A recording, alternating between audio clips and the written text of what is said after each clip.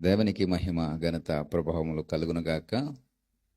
అందరూ కూడా బాగున్నారని, కుటుంబాలుగా దేవునిలో వర్ధిల్లుచున్నారని, మీరు చేస్తున్న పనులలో, మీరు చేస్తున్నటువంటి ఉద్యోగాలలో, వ్యాపారాలలో, మరి మీరు చేసే ప్రతి వ్యాపకములో కూడా దేవుడు మిమ్మల్ని ఆశీర్వదించి వృద్ధిపరిచి మిమ్మల్ని 30 60 100 ఫలింపచేస్తున్నాడని నేను నమ్ముచున్నాను.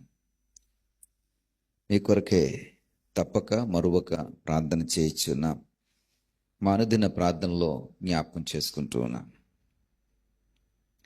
ఈ ఉదయకాల ప్రార్థన సహవాసము మీకు మేలు చేయాలని ఉద్దేశమే తప్ప మరి మరొక ఆలోచన కానీ మరొక ఉద్దేశము కానీ మాకు లేదు. ఎట్టి విధము చేతనైనను మీరు దేవుని యొక్క మేలులు పొందుకోవాలి. ఎట్టి విధము చేతనైనను దేవునిలో మీరు వృద్ధి చెందాలి. ఎట్టి విధము చేతనైనను ఆత్మీయంగా బలపరచబడాలి. అందుకనే ఈ ఉదయకాల వాక్యమును మీ ముందుకు తీసుకుని వస్తూ ఉన్నాం. ఉదయకాల దేవుని మాటలను మీకు మరి అందిస్తూ ఉన్నాం. ఉదయముననే జ్ఞాపకం చేస్తూ ఉన్నాం. నీవు నిద్రలేసే సమయానికి, నీ ప్రారంభ గడియలలో దేవుని యొక్క మాటలు నీకు చేరువవ్వాలని ఆశతో ఈ పరిచర్య చేస్తున్నా. ఎందుకంటే దీనికి వాక్యం సెలవిస్తుంది. నిర్గమకాండము 20:24 నేను నా నామమును జ్ఞాపకార్థంగా ఉంచు ప్రతి స్థలములోనూ నీ వద్దకు వచ్చి నిన్ను ఆశీర్వదిస్తాను. నేను నా నామమును జ్ఞాపకార్థంగా ఉంచు ప్రతి స్థలములోనూ నీ వద్దకు వచ్చి నిన్ను ఆశీర్వదించదను అంటున్నాడు. అంటే దేవుని యొక్క నామమును జ్ఞాపకార్థంగా ఉంచే ప్రతి స్థలములో కూడా ఏముంటుందంటే ఆశీర్వాదం ఉంటుంది. అందుకని ఈ దేవుని యొక్క నామాన్ని ఉదయముననే, తండ్రి యొక్క నామాన్ని ఉదయముననే, క్రీస్తు యొక్క నామాన్ని ఉదయముననే మరి జ్ఞాపకార్థంగా మరి మీ ముందుకు తీసుకుని వస్తున్నాం. మీ కుటుంబంలో మీ తొలి రోజులో, తొలి గడియల్లో ఈ మాటలు జ్ఞాపకార్థంగా వినబడాలి. ఆయన నామమును బట్టి మనం స్మరణ చేసుకోవాలి. ఆయన నామమును బట్టి మనము మరి ధ్యానించాలి. ఆయన మాటను బట్టి మనం ప్రార్థించే వారంగా ఉండాలి. మరి ఆయన నామమును బట్టి ఎక్కడైతే ఈ జ్ఞాపకం చేసుకుంటామో, అంటే తండ్రి యొక్క నామాన్ని జ్ఞాపకం చేసుకుంటామో, కుమారుని యొక్క నామాన్ని జ్ఞాపకం చేసుకుంటామో, ప్రియ సహోదరుడా, ఆ స్థలంలోకి ఆయన అంటున్నాడు ఏంటంటే, నీ వద్దకు వచ్చి నిన్ను ఆశీర్వదించదను. ప్రతి స్థలమునకు నేను వచ్చి నిన్ను ఆశీర్వదించదను. ఎవరైతే ఉదయం నన్ను లేచి ఈ ఉదయకాల ధ్యానంలో దేవుని యొక్క నామమును జ్ఞాపకం చేసుకుని మరి ఈ వాక్యాన్ని స్వీకరిస్తూ ఉన్నారో, వారి యొక్క బ్రతుకుల్లో, వారి యొక్క జీవితాల్లో, వారు జ్ఞాపకం చేసుకుంటున్నటువంటి వారి ఇంటికి, వారు జ్ఞాపకం చేసుకుంటున్నటువంటి వారి స్థలములకు, వారి జీవితాలకి ఆయన వస్తానంటున్నాడు. జీవితాల్లోకి ఆయన వస్తానంటున్నాడు. వచ్చి నిన్ను ఆశీర్వదించదను. వచ్చి ఊరకనే వెళ్ళిపోయే దేవుడు కాదు, ఆశీర్వదించి వెళ్ళే దేవుడు. నీకు బహుమానమును తీసుకుని వచ్చి నీకు బహుమానమునిచ్చే దేవుడు.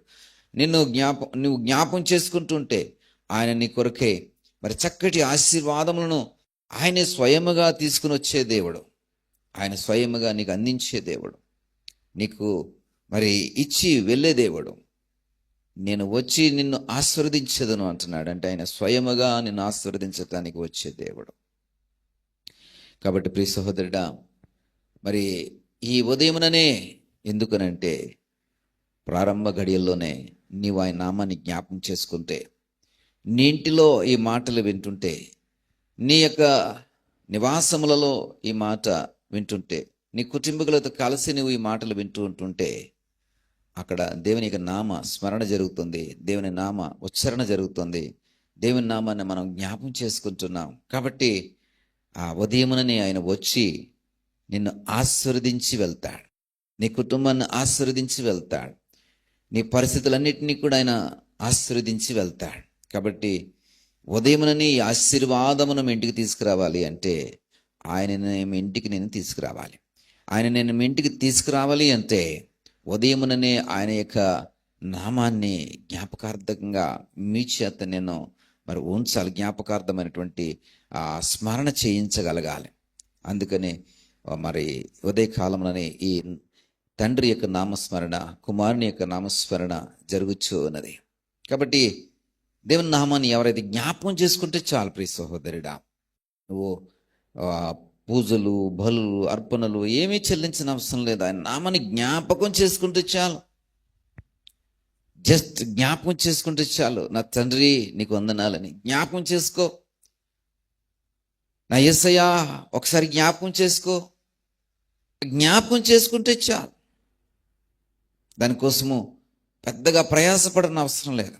ఈ జ్ఞాపకం చేసుకోవడానికి కూడా నీకు మనసు రాకపోతే, నువ్వు సహకరించకపోతే, జ్ఞాపకం చేసుకోవడానికి కూడా ఆయన నీకు గుర్తుకు రాకపోతే, మరి దీవెనలు అలా తీసుకొస్తాడండి. ఆయన మీ ఇంటికి ఎందుకు రావాలి? మీ గృహంలోనికి ఆయన ఎందుకు రావాలి? కాబట్టి మన ఇంట్లోనికి ఆయన రావాలంటే జ్ఞాపకం చేసుకుందాం.